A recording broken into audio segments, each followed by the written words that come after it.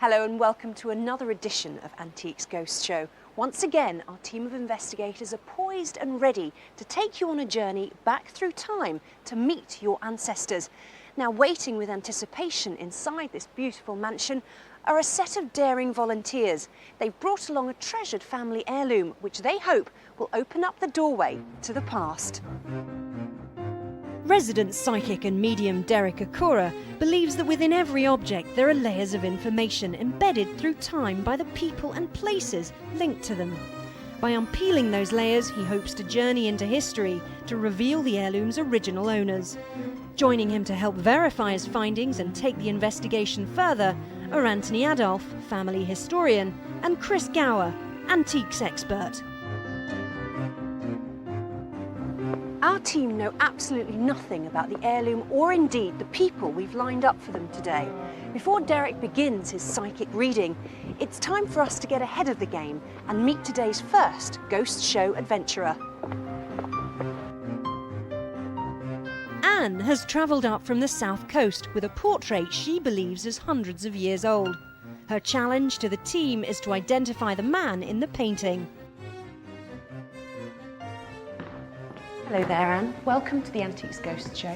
How are you doing? All right, thank you very much. Good. Now, you've brought along this beautiful portrait today. Tell me about it. Well, it's come down to me from an old family friend. How old do you think the picture is? Because it does, I mean, to the untrained eye, it looks very old. I mean, there is a date on there. Well, it says 1603, so, and it's painted on panel, so I assume it is, but... Where do you keep it at home? At the moment, it's wrapped up and kept on top of a wardrobe. Really? Why? Because I've got 3 small children and I'm terrified to hang them on the walls. Dirty little paw prints on it. Yes, not quite what flying you want. footballs and Play-Doh. Now, what do you want us to tell you about the picture? Well, really, more than anything, I'd like to know who he is.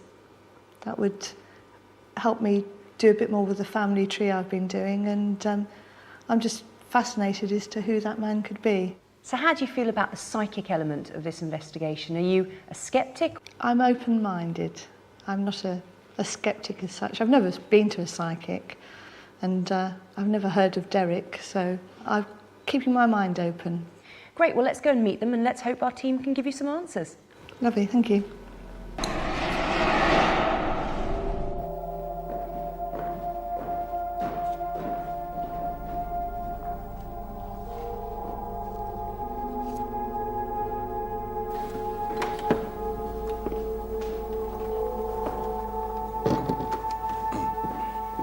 Anne, I'm very pleased to meet you. Pleased to meet you too. Thank you. Now, with your lovely permission, may I approach this, what seems to be a very, very lovely painting? Yes, please do. Can I? Yes. And may I touch this slightly? Yes. Okay, thanks. James and Charles. Okay, thank you. The name James and the name Charles. All I would say is that it's from the time of James I, so... Okay. Oh, right, okay. Well, no, that's good. No, No. That's not an attachment to this. No. But the name James and Charles. I don't know of any Jameses or Charles, but there's very possibly. You brought this painting, bless you, you not actually being the proud owner. It belongs to someone else. It's now my painting, but it did belonged. belong to somebody else. Yes, okay, bless you. And that's it's not my family. Yes. It was Yes. their And you family. someone else. Now, bear with me with this, please. I don't know why I get this, but I've got to give it. Was there a lot of legal jargon? They're the words, legal jargon going on, because it's just go. Out of this. There were lawyers. Yes. I'm getting legal jargon all around me here. Now, there's energy coming out with clothing. And I've got these strides and boots to here. And I've got this thick front 3/4 cutaway coat. And it seems as if I'm going with the picture, and I'm, okay. Huh, right, and it seems I've got a hawk and a leather thing on my arm here. And I'm seeing the horses and also two men in this atmosphere here with hawks and letting them go. And I feel there's an association at some time depicted where this was linked. Oh. I go to 1870. 1870. Yes, yeah, And it's important with this. yes, 1870. yes, Do you understand the significance? yes. Okay. From the energy, spelt out Florence. Florence and underlined it. Italian connection? Yes? Yes. There is an Italian connection with the family. Okay. Right, thank you, thank you. Now, I said, okay, I want to say to you these plain, simple words. Coronation. There's a link with Yes. coronation. There will have been a link with coronation. Thank you. Now, around the time, the way the residual's given it to me, bit by bit, around the time of the link with the word coronation, I feel it passed from one hand to another. I hope she doesn't mind me saying that because she's lovely. Can I say to you, please, were you of belief that this was original? I do believe it's original. Okay. I shouldn't be saying, should I? Because I'm not an antiques expert, really. Well, neither am I, so... Sorry. The energy is saying it's not original. But I must admit, and being honest, there can be cross wires in residual energy. I hope the energy is proved wrong for you Yes. through Chris. And I'm going to stop there because that's all what the energy is giving me. Thank you very much. I hope in some manner, when things are checked and what have you, things will be lovely and you're going to gain a lot from it, okay? Thank you very much. Okay, it's my Thank you. pleasure. Thank you. Thank you. So what will Anne and the experts make of the man Derek portrayed? The legal jargon could signify a lawyer, and the strong link with royalty and a coronation needs investigation. Why did Anne agree that 1870 was an important year? And how does Florence fit in? More worryingly, could Derek be correct in saying that this painting is not as old as Anne thinks? Right, well, we've just let Derek go and have a cup of tea, I'm sure a well-earned rest as well. What did you make of all that? Quite interesting. Some of the things were things that he couldn't have known, so... James and Charles, and I could see you nodding to those. Yes, well, certainly Charles, because one of the family that I believe the portrait came down from was a chaplain to King Charles I and II. Derek associated lots of royalty to the picture. Do you think the man in the portrait might be royal? Do you think there might be some blue blood in this investigation? No, I don't think so. Oh, Anne, I thought you were going to say yes. I was rubbing my hands there.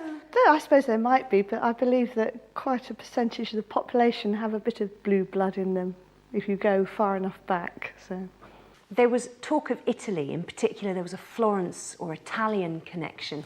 Did that mean anything? one of the family was in Italy at one stage, chaplain to the factory at Leghorn, which is now known as Livorno.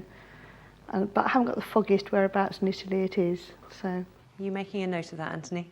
It's actually near Florence. It was the port for Florence. Yes. Wow. There you go. very good. 1870, what did that date mean for you? I think somebody died then because there's a will in 1871 or proved in 1871. So that was quite pertinent. So there could be a direct link with that date, obviously. Yes, I mean there are 8 family portraits mentioned in the will of a John Turner. Derek mentioned legal jargon. Any lawyers in that family? As far as lawyers goes, there's certainly one lawyer that I know of who was Recorder of Guildford, and he was a lawyer. And I think I've got a portrait of him as well. Well, let's turn over to our experts now and see where they're going to go with this. Chris, what do you make of it? I mean, the biggest shock was Derek saying it's not an original, you know. Well, I hate the word reproduction, but I'm put off slightly, although I will seek professional advice on this, by the pristine condition of this painting. It just looks slightly... It must have been cared for very, very well indeed. But he's certainly very sombre, isn't he? As indeed they all were. I mean, they weren't meant to smile. I mean, smiling was out. Very formal picture. Very formal, very stiff, because they had to sit for endless hours in these positions. But I'd certainly love to look into it for you, Anne, and come back with hopefully good results for you. Anthony? I'm just absolutely intrigued by this. The reading was intriguing, and so is the portrait. The coronation bit was fascinating because we've got the date 1603, and as I'm sure you know as well, that was the year of a very big coronation. It was the coronation of James I. Well, it was the year of his accession. I must check if it was the year he was crowned. James VI of Scotland came down to England on the death of Elizabeth I, inherited the English throne and became James I of England. So, big year for everyone in this country. And of course, James was a name that came out in the reading. So that's fine, that's all well and dandy, but is there a connection between that person there and the coronation of James I? Well, goodness knows. So obviously my task is to try and find out who it is. And unfortunately, because there's a coat of arms there, it is possible to break the coat of arms down into its component parts and look up those parts and see, hopefully, if we can find out exactly who the man in the portrait is. Potentially it's possible, so I'm hoping I'm going to be able to identify the arms and thus the man, and then see if it ties in with anything you've found from your research. OK, hopefully we'll have some information for you next time we see you. Derek has done his bit. Now it's up to Chris and Anthony to get on with their own investigations. Will they prove Derek's psychic reading correct? We'll all be back to find out after the break. When do you think that was done? Probably it could have been the 19th century, could have been the early years of this century. And at the worst possible scenario, Timothy could have faced death for his beliefs. I'm sitting and, you know, in the quietude, and I take the leaf over and sit in the chair.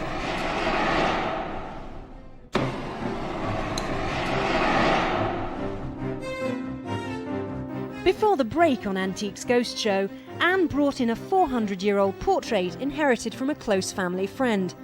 The sitter's identity is a complete mystery, but Derek did manage to pick up a few clues. His reading revealed a man with royal connections, who might well have been a lawyer. Was there a lot of legal jargon? They're the words, legal jargon going on, because it's just go... Anthony's challenge was to decode the painting's intricate crest, and Chris needed to check that its date of 1603 was genuine, a fact thrown into some doubt by Derek's reading. When we have the word original, I get that crossed out, and the energy says, not original. For Anne's sake, let's hope he was mistaken. Back at our Manor House base, Anne and Derek are about to find out. Anne, welcome back to the Antiques Ghost Show. How are you doing? All right, thank you very much. Good. Welcome back to our lovely panel. Our sages are ready and poised to show you the film. Now, the film is obviously all of the research that Chris and Anthony have been doing for you this last wee while. Are you hopeful? I am. Are you optimistic that this is indeed an original? I'm forever the optimist. Yes, yes. I'm sure it's original. Well, let's turn to Derek. Derek, in your reading, you weren't so sure. How about now? Now that I'm here with it again, I've got to say I'm not certain, in all honesty. Not certain? Not certain, because the emanations from this painting right now give me a different level of what it did initially in the investigations. I know that sounds strange. Your original request to us was, please try and find out the identity of the mystery man in the picture. Are you hopeful that we've got that for you? I am. I am hopeful. I'm sure that Anthony is much better at doing it than I am. I'm sure Anthony's done his homework for you. Well, let's have a look at what they found out.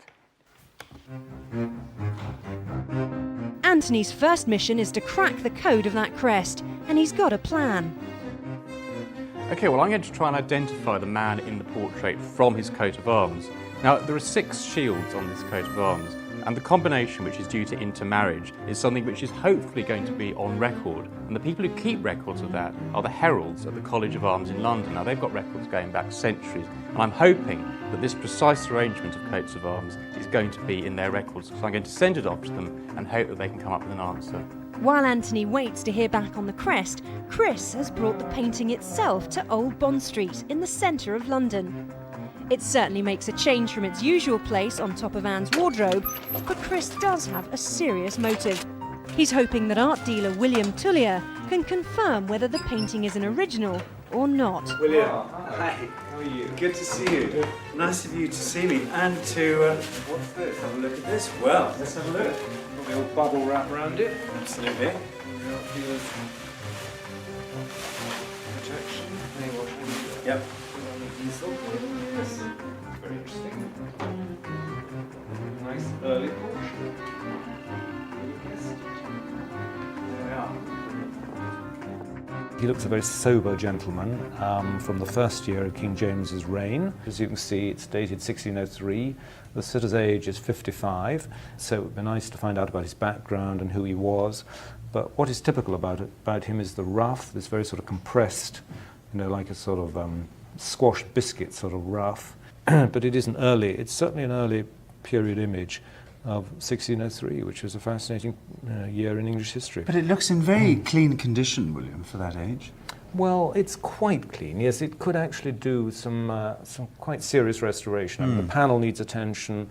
What's most unfortunate about it is the restoration of the face, which makes it look newer and more recent than it actually is. The nose has been overpainted, the eyes, the ear is particularly bad, the hair and the beard have been strengthened.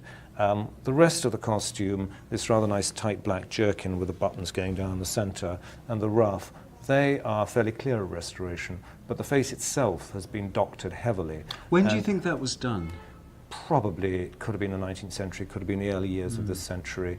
It's very difficult to tell, but if you removed it, you'd probably find some quite thin underpainting, which would be the original painting, of course, and it would be a little transparent, unfortunately, but at least it would be the original pigment, and you wouldn't be getting a sort of restored image, which is what you're basically looking at now.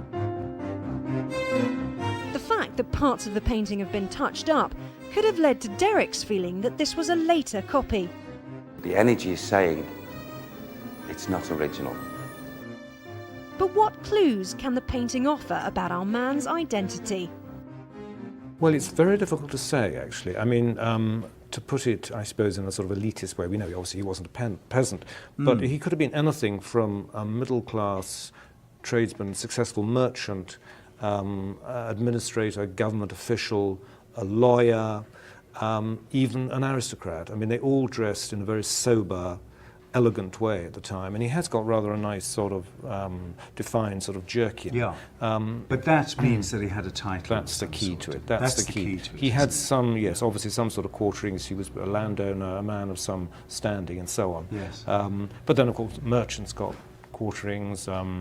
Clergymen did. Lawyers did. I mean, all those are possibilities. But that is the key to his identification. Fortunately, Anthony has just heard back from the crest experts, and their letter has brought some very exciting news.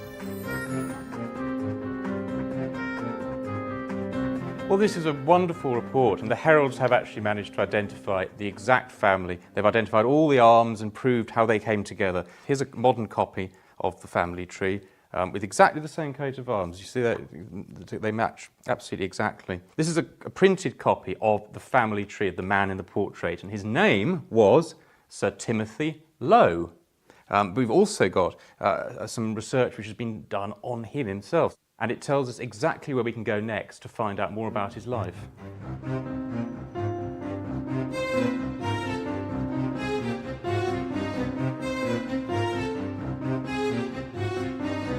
Well, Timothy Lowe was the son of a wealthy Elizabethan gentleman. He could have gone into the army, he could have become a clergyman, or gone into trade. Well, he wouldn't have really wanted to do that. Or he could have become a lawyer, and that's what he chose to do. And he came here to Lincoln's Inn Fields in the year 1569 to start training as a lawyer. Now, Lincoln's Inn was one of the 4 inns of court at the time where people came to train as lawyers, but they didn't just study academic stuff like that. It was also basically an upper-class lads' drinking club. And in 1570, the year after Timothy came here, he was appointed Master of the Revels, which basically means he was in charge of all the eating and drinking that went on here. We've discovered that he was knighted by James I in 1603. Now, 1603 is when James I became king. He knighted several thousand people, including many of the great and the good, and of course many lawyers. So Anthony has been able to explain 3 key points of Derek's reading. First, the fact that he was a lawyer. Was there a lot of legal jargon? They're the words, legal jargon going on, because it's just go. Second, he was knighted by none other than James I. The name James. And third, he was knighted and painted in the very year that James I was crowned king. Coronation. There's a link with coronation. But Anthony's taken his investigation into the successful lawyer Timothy Lowe a step further. He's uncovered a dark secret in his past.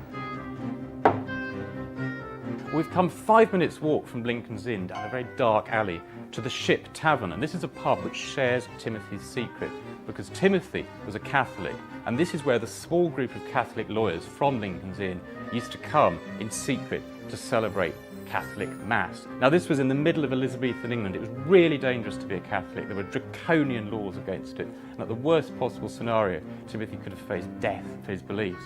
So they used to celebrate Mass in secret with priests who'd come in from the continent, actually from the sort of countries like France and Italy, which Derek mentioned.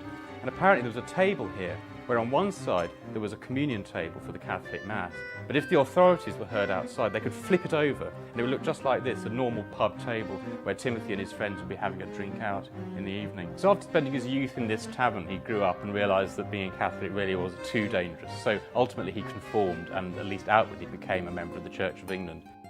So here's to Timothy, a man who worked out in the end how best to survive.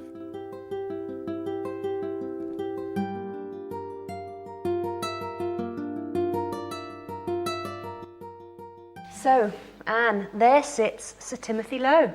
What do you make of all that? Oh, brilliant. I just can't work out how he ended up where he did.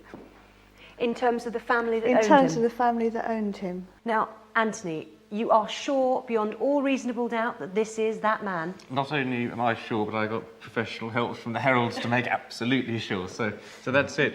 As to how he fits in, well, I can give you some. We've got some family trees which the heralds had of the Lowe family. Maybe he was an ancestor of the family you're studying, but just going up a female line which you haven't explored yet, because there are so many different lines of ancestry. So I'm sure the family trees we've got will help you find out where he fits into the family you're studying. The other thing that amazes me is that he was a covert Catholic.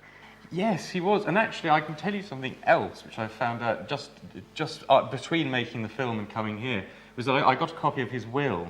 And at that stage, when he was wavering later in life, he was deciding to conform because he didn't want to be persecuted. And actually, in his will, he leaves money to the local Anglican parish church to buy communion plate. And that convinces me that, in fact, he had decided to become an Anglican at the end of his life. He was indeed then following the faith of the Church of England by then. He decided to conform in the end, yes. Chris, well, there we are. You solved the secret about whether it was an original or not. I mean, your expert, too, was convinced that really it was dated back to 1603 or thereabouts. Absolutely no doubt in his mind at all, and I'm so relieved to hear that. Derek, you've got to feel very pleased with yourself after that reading. Well, I am quietly. I really am. More pleased. Well done. Thank you. I'm more pleased for the lovely lady, in the sense that, Anthony and Christopher work very, very hard. I've done my little bit. And as a team, well, I'm just chuffed. I'm thrilled. I'm just amazed by how accurate you were. Before you go away, it's just left for me to give you this, which is the ceremonial scroll of all the information that Anthony has prepared for you, and also Chris. So take that back with our best wishes, and good luck with your future investigating on your own. Thank you very much.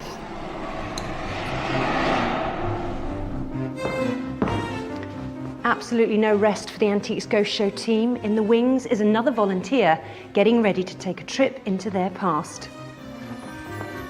More Maureen has come from the Midlands with a book of chemists' recipes from the time of Queen Victoria. It was handwritten by her pharmacist ancestor, and she's hoping its pages of potions will have a tale to tell. Hello there, Maureen. Hello. Welcome to Antiques Ghost Show. Can you tell me what you've brought along with you today? I've brought my great-grandfather's original handwritten recipe book from when he was the chemist to Queen Victoria. That's marvellous. Now, he was obviously a chemist based in London, was he? Yes, Shepherd's Bush in London. Okay. Yeah. Can I have a look at it? Yes, by all means. Is it quite fragile, or? It's looking around a bit. What are the contents of the book? They're recipes to do with gargles, coloured water, lavender water, boot polish, French polish, and all sorts of things. Have you ever tried making any of the stuff in it? Not yet, no. No, I haven't. Ever been tempted? Yes. But the writing is not easy to read. And how did you come by it? It was given to me by my mother, who knows nothing about her family whatsoever. And what sort of information would you like to gauge from Derek? Personality, more than anything. I mean, you can find out all sorts of things, but it's the personality I want to know about more than anything. What are your thoughts going in to see Derek just now? Keen, eager, enthusiastic, and can't wait.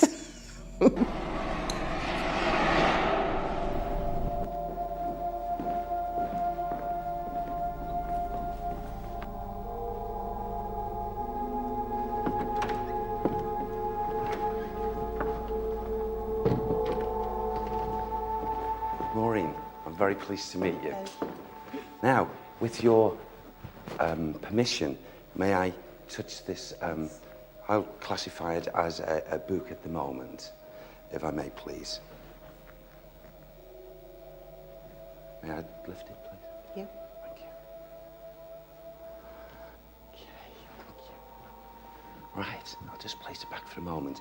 Now, the first emanations seems to be, I'm sitting, you see. I'm sitting in a contemplative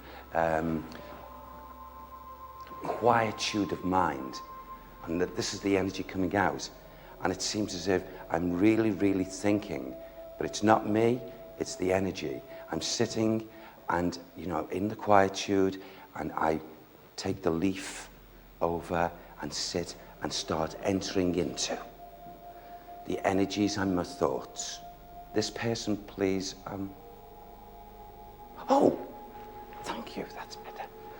Can I say, around the time of entry,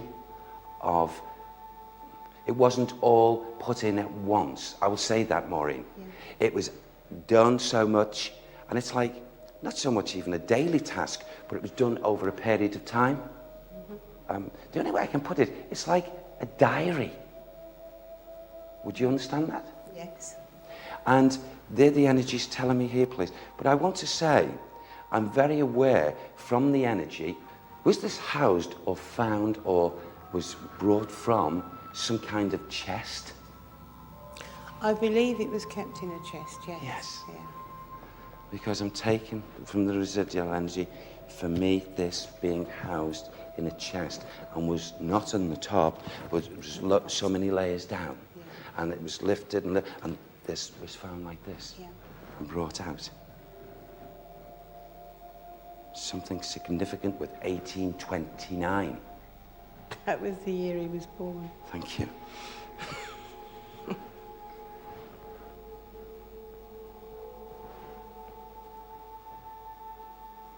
One, two, three. This would be your grandfather or great-grandfather? Great-grandfather. Yes. Okay, with his energy, I would say, please, he was a sturdy man. He looked it, yes. Yes, he was. He wasn't heavy, wide-shouldered. They were quite narrow. Yeah. But I want to say, sturdy here. Mm-hmm. It was like that, yeah? Yeah. And also, please, in his older years, please, when I go to because the energy's just given this to me, before, I suppose, his passing, wherever you please, he lost quite a bit of his hair, didn't he? I believe so, yes. Yes, because I'm getting with the energy just a little to the sides here. Yeah. Nothing here. That's right. And just a little bit there. Yeah. Yeah? Yep. Nothing wrong in that. I'm just getting the impressions, okay? Oh, he was a meticulous man.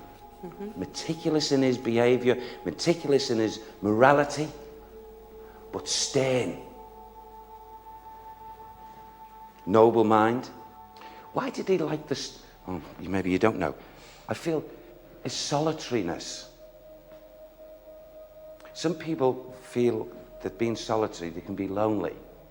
But he could be solitary and enjoy his quietude. Huh. Okay. There he is. In his energy. He has got narrow shoulders, as like the emanations come. I see the dark black waistcoat. I see the shoes, but they are boots. And the trousers. He wasn't in any way heavy set to the legs. There was action looking at this pocket watch. And the waistcoat.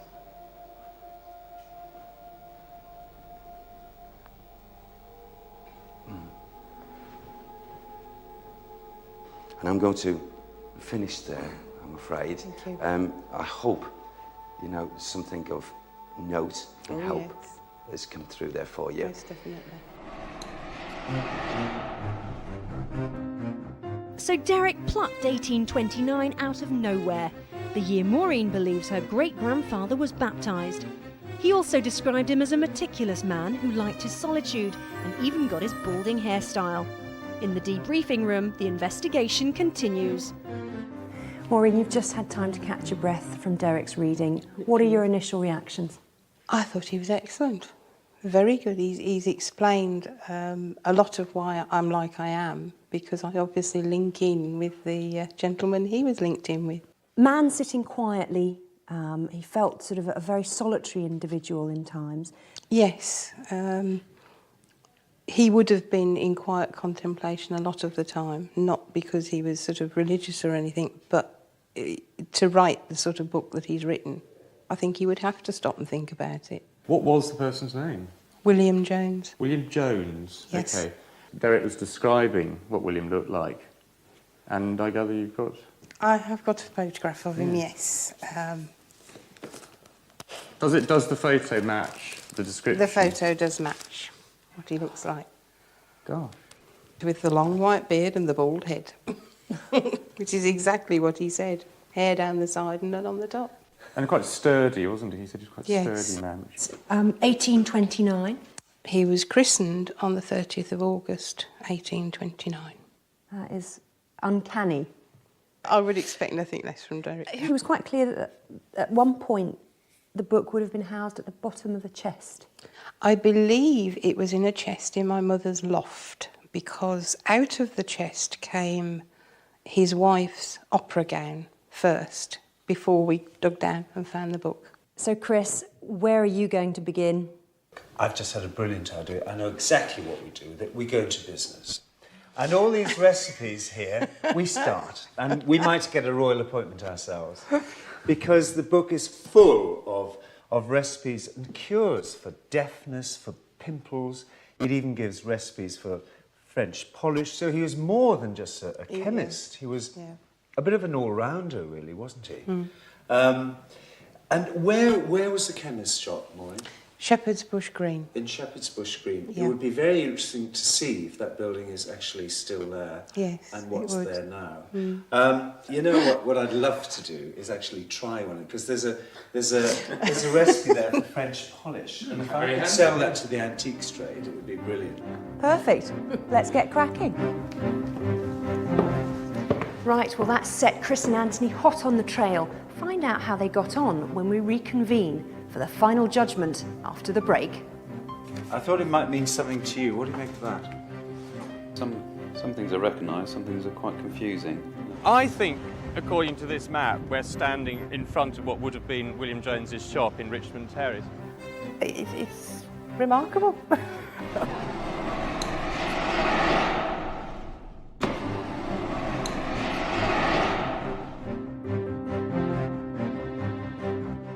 Before the break on Antiques Ghost Show, Maureen brought in the recipe book of her Victorian chemist ancestor, William Jones. Derek described a man Maureen could immediately pinpoint as her great-grandfather, naming the exact year she believes he was baptised, and even getting his hairstyle. Yes, because I'm getting with the energy just a little to the sides here, nothing here, and just a little bit there. Anthony set off to find the spot where our chemist had his shop in Victorian London, and Chris planned to bring one of his many concoctions to life. Maureen and Derek have now returned to our headquarters to see the results. Maureen, welcome back to the Antiques Ghost Show, and welcome back to our experts. They've been hard at it, looking into the research and all the details after Derek's reading for you. Now I'm about to play a film, which is obviously the research that they've found. Are you excited? Are you nervous? I'm curious, excited, apprehensive, and all sorts of emotions. Lots of emotions there. Let's hope we can live up to them. Derek, now obviously you had quite a strong reading with Maureen. Are you nervous? Slightly. Nervous in the positive way of saying the expectancy for Maureen, and I hope that these two great experts here, I know they've worked hard, I'm just hoping that the accuracies will be extended if there's accuracies come from here. Okay. I don't know. All right, well, let's take a look. Anthony set himself the task of finding the whereabouts of the pharmacy where Maureen's great-grandfather plied his trade. He's now unearthed a document that could just hold the key. Well, we had a bit of a mystery because we had a photo of William Jones's shop, but we weren't quite sure where it was, and we wanted to find out. Well, I think we've partly solved the mystery. We've got his marriage certificate. He got married in 1870 at St Stephen's in Hammersmith. He was 40 years old, so that's quite advanced for getting married in those days. And it gives his address, which is 8 Richmond Terrace, Shepherd's Bush. And that's all very well, but Richmond Terrace doesn't appear in a modern A to Z. So I think we must go off to the archives in Hammersmith to call in some expert help to find where that place was. Meanwhile, Chris has enlisted the help of furniture restorer Richard Young to tackle William Jones's recipe for French polish. I've come across this recipe, Richard, for French polish. A lot of it means nothing to me, but I thought, here it is. I thought it might mean something to you. What do you make of that? Yeah, it's sort of some things I recognise, some things are quite confusing. It'll be interesting to see, actually, how it does make up to French polish, actually. We'll try it out on something. Yeah, I mean, there's various ways of making it, so we need to find out which way we make it, but, certainly possibilities there. While Richard heads off in search of those ingredients, Anthony is hot on the trail of the place that would have seen the original concoction, William Jones's pharmacy. On hand to help Anthony with his inquiries is local archivist Jane Kimber. Well, Jane, we've got a photograph here of William Jones and his shop, and we've established that it was number 8 Richmond Terrace. But we're a bit confused as to where that was in Shepherd's Bush Green, so we're hoping you might be able to help us out. Right, yes. Well, it was at the eastern end of Shepherd's Bush Green, here where Richmond Way now comes up. But of course the site is not the same now because the house has disappeared. It's actually covered by the Shepherd's Bush Shopping Centre now. So it's yes, not there, we can't go unfortunately and it's not there anymore, no. We know from the rate books that Richmond Terrace appeared in about 1856. Oh, really? Oh, right. So, Well, that's and I gather that fascinating, yes, look, yes, because you've got his date of... He says he's established in 1855. 1855. Well, it was around then, 1855, 56. So it always he takes a while to get into the rate books, doesn't it? So if you That's don't right, inform me. So yes. In fact, so he'd moved into a brand new shop. It looks like it, yes. Well, what sort of area was it? Was it an upper class area? Was it slums? I think it was very much in between, sort of middling area really. But we do know that the green itself was a little bit rough in the sense that homeless people used to come and sleep at night on the green. We have actually got photographs of those. Maureen's own historic photograph might also hold a hidden clue to the location of that chemist's shop. Reflected in the windows is what looks like an ornately carved canopy, which must have belonged to the building opposite. Can Jane help Anthony identify it? Yes, I'm pretty sure that that's the entrance arch to the White City, or one of the entrances. The other one was in Wood Lane. There's a photograph here, actually, in this book, which shows you. what I mean. Oh goodness, look at that. And there That's it is, the very grand plaster ornamented arch, which was the eastern entrance to the White City exhibition, just close to the Uxbridge Road station. Yeah. So people came out of the station and they poured through this arch and went through a series of sheds, which themselves had exhibitions in, until they, ended up on the main White City site, which was the other side of Wood Lane. And I think if you look at the details here of the roof of the porch. That's it, isn't it? That sort of thing. That's sweeping right. Up, is it? So And isn't the that columns. absolutely amazing? You can not only yes. see him, you can also see what he's looking at. That's as it right, were. And what yes. an extraordinary, quite a sort of a. So at the time, that was quite a sort of big, nationally well-known thing. Oh yes, yes. The White City was very well known as a big exhibition site and very well visited as well. So, he must have had a lot to see, really, looking across from his shop.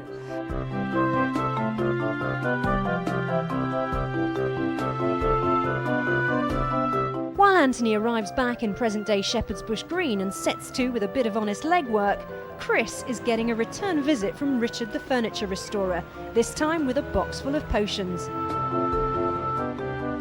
He's had to work hard to dig out the original ingredients, which include a dash of alcohol, a dose of biblical myrrh, and a pinch of a gum called shellac, made from the dung of an Indian beetle.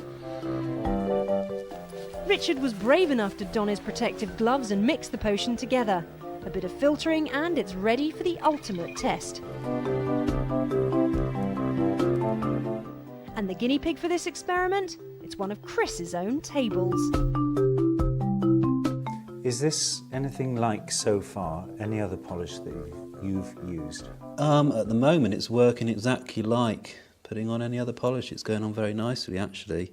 Is this a recipe that you can use yourself now, Richard, from here on in? I think it's a test of time, really. It's certainly given it a fantastic colour. Yeah. And a nice sort of richness. Yeah, I mean, you can see, this is why people use button polish a lot on mahogany and things, because it has this orangey colour to it. Yes, So. yeah. Well, certainly, Richard, in future, I want all my furniture done with this. Right, okay. How's that? We'll make it up, huh? Yeah, okay. That old recipe book's come up trumps. Yeah. Richard, thanks very much indeed. That's okay. Excellent. All right. William Jones's French polish has certainly stood the test of time. Unfortunately, his shop hasn't fared so well. Okay, well, we're here in Shepherd's Bush, on the corner of Shepherd's Bush Green. Very noisy, as we can tell. The modern world has definitely taken over, so I'm glad we got Jane's help. I think, according to this map, we're standing in front of what would have been William Jones's shop in Richmond Terrace. As we can tell, the pharmacy has now become a trendy wine bar, or it could be actually the site of that billboard over there. Can't really tell.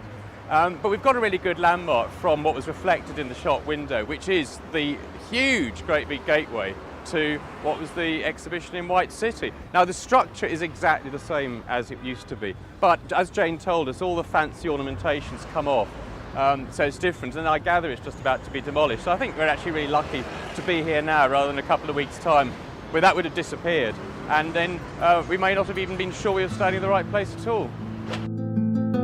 I'm sitting and, in the quietude, and I take the leaf over and sit and start entering into. Oh, he was a meticulous man. Meticulous in his behaviour, meticulous in his morality, but stern. Well, I don't know about you lot, but I think we should go into the furniture polish business. That was great, wasn't it? It's remarkable. Chris, how did it feel? Was it almost going back in time, getting all the potions and lotions together? It was, Nina, and it was lovely to do it. I couldn't wait to see how it turned out. Here's some here for you, Maureen. But before we go into business producing this, I would just like to see if my table turns green. Yes, you haven't brought it in for us to see. No, I'm a we're bit still worried waiting about that. Yeah. Maureen, we wish you the best of luck with your ongoing Thank you. research. And before you go, take from us a couple of things. First, the Antiques Ghostshow scroll, which has all the information that Chris and Anthony have collected for you. Wonderful. And also, I think, well, there you go. Homemade furniture polish. Wow, my father's going to be absolutely gobsmacked. Maureen, it's been an absolutely brilliant experience having you on. Thank you so much. And go away with those with our blessing. Guys, 10 out of 10, top marks. That's all we have time for on the Antiques Ghost Show. Until the next one, happy ghost hunting. Bye-bye. Thank you again. It's been lovely.